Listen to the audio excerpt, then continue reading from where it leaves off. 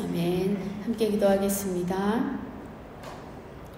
사랑과 은혜의 하나님 아버지, 오늘도 새벽을 깨워 주님 앞에 나오게 하심을 감사드립니다. 하나님, 우리의 행위가 아닌 오직 예수님의 십자가를 믿음으로 우리에게 의롭다 칭함을 해주신 하나님의 그 크고 놀라우신 은혜를 기억하며 이 시간 담대히 주님의 보좌 앞으로 나아갑니다. 사랑하는 주님, 하나님을 사랑한다 입술로 고백하고 날마다 하나님 앞에 예배하지만 어쩌면 여전히 세상에서 곁눈질하고 있고 믿음을 타협하며 살아가는 우리의 모습을 이 시간 주님 앞에 고백합니다.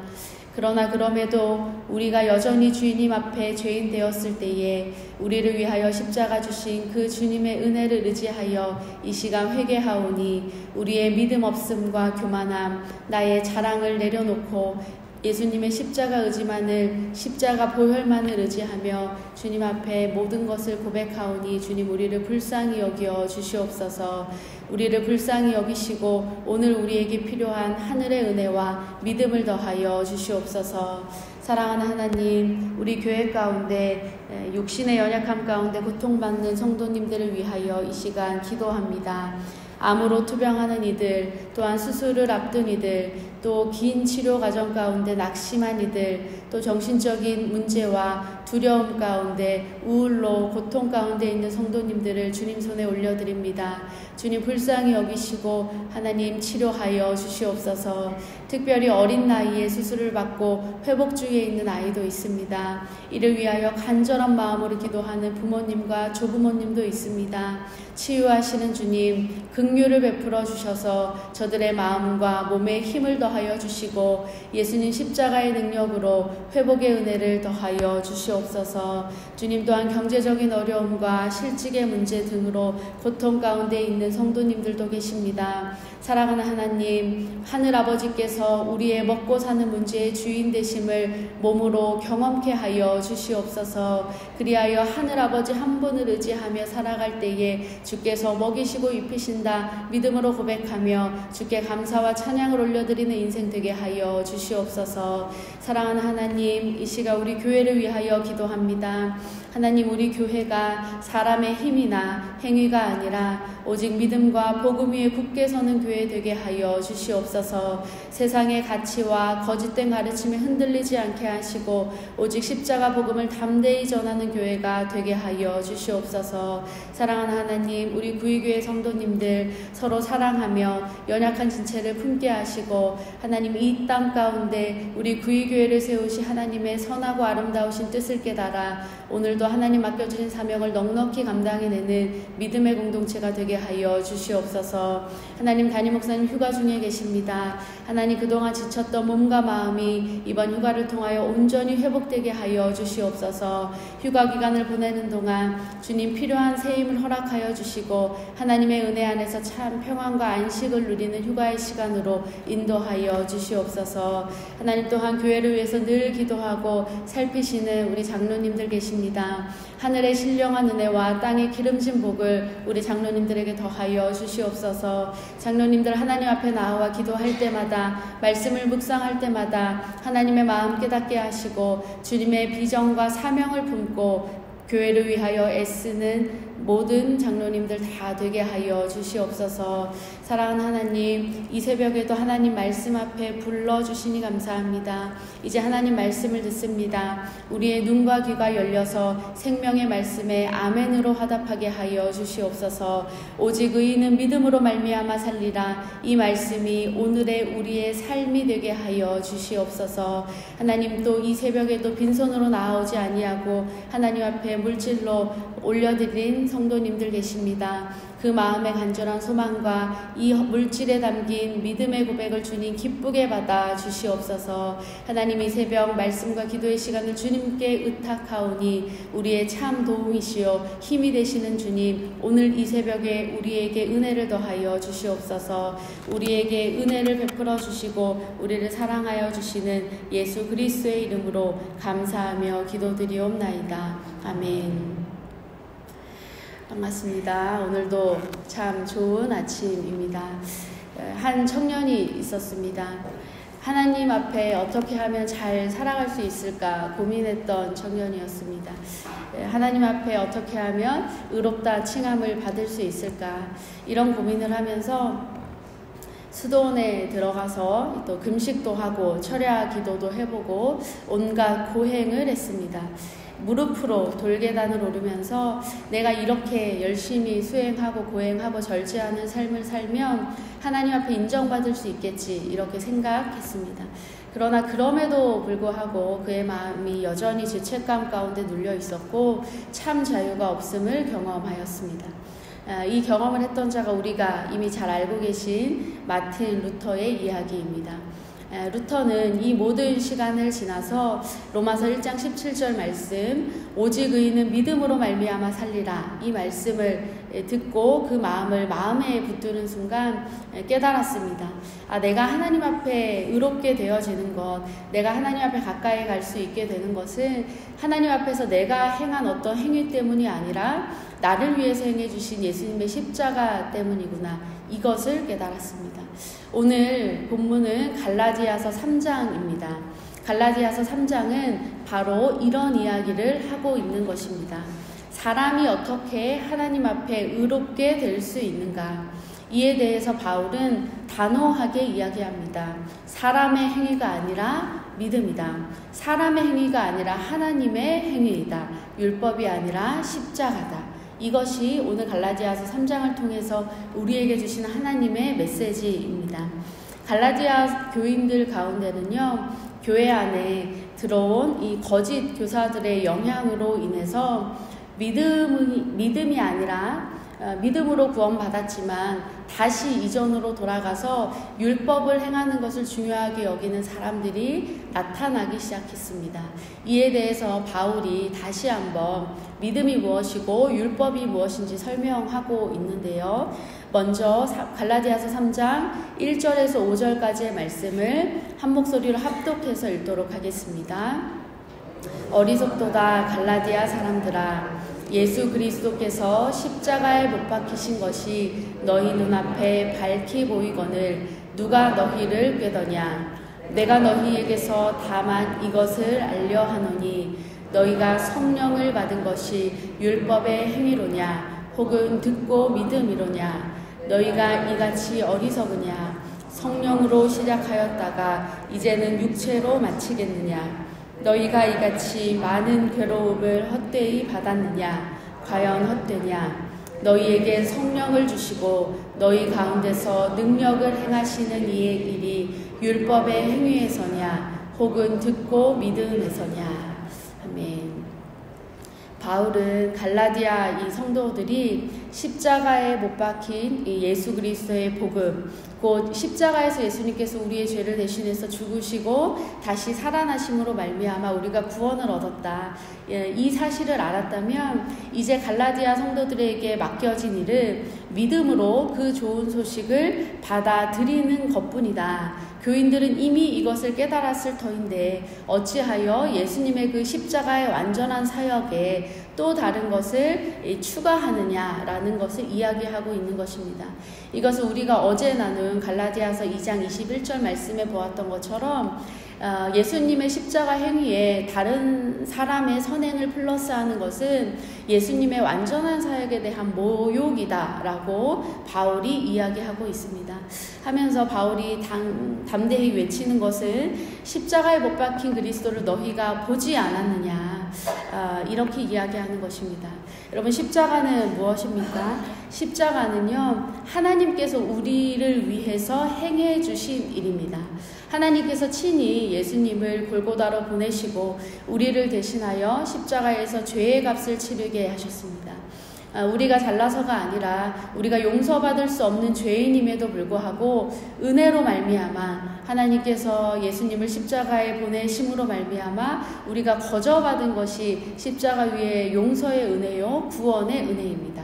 바울이 강조하는 것은 이것입니다. 따라서 바울은요, 너희가 성령으로 시작하였다가 이제는 육체로 마치겠느냐 이렇게 말합니다. 믿음으로 구원받은 것, 또 우리가 값없이 은혜 받은 것은 성령님께서 우리에게 주신 값없는 선물인데 너희가 그것을 육체로 마치겠느냐. 육체로 마친다라는 말은 단순하게 인간적인 욕망을 뜻하는 것은 아닙니다. 율법적인 종교심을 의미하는데요. 반복해서 이야기하지만 우리가 값없이 은혜로 용서를 받았음에도 불구하고 여전히 어떤 규례 또 특별한 절기나 날을 지키는 것 그리고 고기를 분별해서 먹는 것과 같은 율법적인 규례를 지키기에 바쁜 종교심을 가진 상태를 이야기합니다. 또한 그런 율법적인 행위를 통해서 하나님 앞에 의로워지려는 시도를 육체로 마치겠느냐 바울은 이렇게 표현하고 있습니다. 그러니까 율법이 아니라 믿음으로 구원받게 되었다. 이것을 십자가 위에 예수님께서 우리에게 보여주셨는데 이것을 오히려 역행하여 복음을 받아들이기 이전의 상태, 율법을 통하여 하나님 앞에 나아가는 그 어리석은 상태로 너희들이 다시 돌아가려는 것이냐 바울이 이렇게 지적하고 있습니다. 그러면서 오늘 본문 6절 이하에 보면 이 바울은 아브라함의 이야기를 꺼내듭니다. 6절 한 구절만 읽겠습니다. 아브라함이 하나님을 믿음에 그것을 그에게 의로 정하셨다 함과 같으니라. 유대인들이 또 기독교인들이 믿음의 조상이라 이야기하는 아브라함의 이야기를 꺼내들면서 아브라함이 의롭다 함을 받은 것은 너희가 잘 알고 있는 것처럼 율법 때문이 아니다. 믿음으로 하나님을 의지했기 때문이다. 바울이 이렇게 말하는 것입니다. 아브라함도 믿음으로 복을 받았고 아브라함도 믿음으로 구원을 받았으니 너희 또한 믿음으로 구원을 받는 것이다. 바울은 단호하게 말하는 것입니다. 우리는 이것을 복음이라 합니다. 하나님께 가까이 나아가기 위해서 내가 하나님 앞에 어떠한 행위를 하는 것이 복음이 아니라 나에게 행해 주신 하나님의 그 일을 믿는 것, 나에게 값없이 베풀어 주신 하나님의 그 행위를 믿고 하나님 앞에 나아갈 수 있게 된 것을 우리는 복음이라 이야기합니다.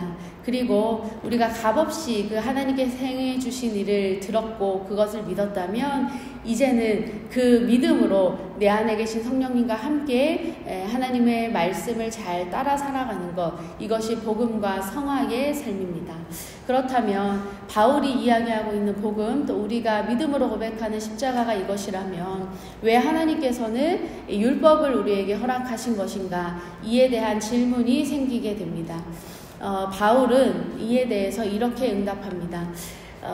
하나님께서 백성들에게 율법을 주신 이유는 율법을 통해서 하나님께 가까이 인도하기 위함이다. 이렇게 이야기하는 것입니다. 왜냐하면 율법이 있는 곳에서야 비로소 범법함이 드러나기 때문입니다. 쉽게 말하면 죄라는 것은 겉으로 드러나 보이기도 하지만 속에 감추어져서 보이지 않기도 합니다. 도둑질하는 죄는 눈에 보이는 죄이지만 이 마음의 교만함, 누군가를 미워하는 죄는 눈에 보이지 않기도 합니다. 그러나 하나님의 율법이 있는 그곳, 남의 것을 탐내지 말아라, 이웃을 미워하지 말아라, 욕하지 말아라 하는 하나님의 그 율법이 선포되어지는 그 순간 그 율법 앞에서 죄가 드러나게 되는 것입니다. 겉으로는 선해 보이는 자라 할지라도 율법은 그 마음의 깊은 죄까지 드러나게 하는 역할을 한다라는 것입니다. 율법은 죄를 드러내면서 우리가 스스로 의롭게 될 수 없음을 인정하게 만드는 것입니다. 따라서 율법은 우리를 절망하게 하고 그 절망 속에서 우리를 예수님께로 달려가게 하는 것입니다. 이에 대해서 갈라디아서 3장 22절 말씀에 보면요, 성경이 모든 것을 죄 아래 가둔다라고 이야기합니다. 이것은 무슨 말이냐면 우리 모두가 죄라는 감옥 안에 갇혀 있다라는 것을 이야기합니다. 죄라는 감옥 안에 묶여 있다라는 것입니다. 율법은 세상이 이 죄로 물들었음을 밝히 드러낼 뿐 아니라 그 죄가 모든 사람을 묶고 있다라는 것을 보여줍니다. 그렇다면 왜 율법은 죄를 드러내야만 하는가? 여러분 잘 보십시오. 죄가 드러나야만 예수님이 우리에게 필요하다라는 것을 알기 때문입니다. 내 안에 죄가 있음을 인정할 때, 내 안에 해결할 수 없는 죄성이 있다라는 것에 내가 절망할 때에 우리가 비로소 구원자 되시는 예수님을 찾게 되기 때문입니다. 갈라디아서 3장 23절에서 26절까지의 말씀을 함께 읽겠습니다. 믿음이 오기 전에 우리는 율법 아래에 매인바 되고 계시될 믿음의 때까지 갇혔느니라. 이같이 율법이 우리를 그리스도께로 인도하는 초등교사가 되어 우리로 하여금 믿음으로 말미암아 의롭다함을 얻게 하려 함이라. 믿음이 온 후로는 우리가 초등교사 아래에 있지 아니하였다. 너희가 다 믿음으로 말미암아 그리스도 예수 안에서 하나님의 아들이 되었으니. 이 말씀이 그러니까 예수님 당시를 우리가 생각해 보면 율법을 지키고 또 율법을 지키면서 스스로 의롭다 했던 바리새인과 서기관들은 자신들의 눈앞에 구원자 되신 메시아 예수님이 나타나셨을 때 오히려 예수님을 공격했습니다. 예수님을 죽이려고까지 했습니다. 그러나 세리나 창기처럼 스스로 더럽다 생각했던 자들, 또 차마 하늘을 우러러 볼 수조차 없다, 스스로 죄인이다 고백했던 이들은 예수님 앞에 주님 저를 불쌍히 여겨 주십시오라고 기도하고 주님께 매달렸습니다. 그리고 예수님의 구원은 먼저 그들에게 임했습니다. 율법을 내가 지키면서 나 스스로 의롭다 여겼던 인생이 아니라 나는 죄인입니다. 하나님 앞에 절망했던 이들이 삶의 자리에서 내 스스로는 소망이 없습니다. 철저하게 무릎 꿇었던 이들이 예수님이 지나가실 때마다 그 예수님을 붙들었고 그 예수님을 향해서 소리 질렀고 그 예수님을 향해서 매달렸습니다. 그리고 예수님으로부터 구원의 선물을 값없이 받았습니다. 예수님은 이 땅에 오실 때에 나는 의인을 부르러 온 것이 아니라 죄인을 부르러 왔다 말씀하셨습니다. 여러분 창세기 말씀에도 보면요, 인간에게 죄가 들어온 이후에 하나님께서 어떠한 것을 주셨냐면 먼저 창세기 3장에서 아담과 하와가 범죄하였을 때 그들에게 가죽옷을 입혀주셨습니다. 그리고 3장 15절 말씀에 보면 여자의 후손이 뱀의 머리를 깨뜨릴 것이다 라는 메시아에 대한 약속의 말씀을 주셨고요. 가인이 아벨을 죽였을 때에 하나님 가인에게 표를 주셨습니다.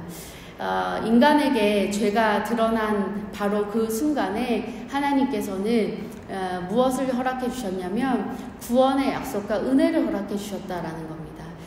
이것은 무엇을 의미하는 것이겠습니까? 인간에게 죄가 들어왔을 때 인간 스스로는 그 죄의 문제에서 해결할 수 없다라는 사실을 우리 하나님께서 먼저 아셨기 때문입니다.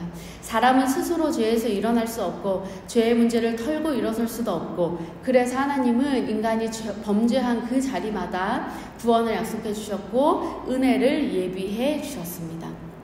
그리고 그 하나님은 약속하신 그대로 예수님을 통하여 우리에게 새로운 살 길, 또 구원의 길, 생명의 길을 십자가를 통해서 열어두셨습니다. 우리는 기억해야 합니다. 우리가 죄의 노예가 아니라면 예수님은 십자가에서 우리의 죄를 짊어지실 이유가 없는 것입니다.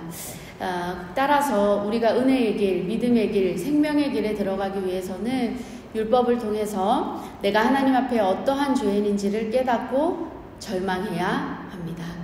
그리고 나에게 죄가 있고 내가 죄인인 것을 인정하지 않고는 우리가 예수님 앞에 나아갈 수 없는 것입니다. 우리가 이 새벽 하나님 앞에 한번 돌아볼 수 있기를 원합니다. 나는 예수님을 나의 치료자, 나의 보호자, 내 인생의 문제의 해결자로는 고백하고 있지만 예수님을 나의 구원자라고 고백하고 있는가? 예수님을 나의 감당할 수 없는 삶의 문제의 해결자라고는 고백하고 있지만 예수님 나는 죄인입니다. 나를 불쌍히 여겨 주시옵소서라고 고백하고 있지는 않는가?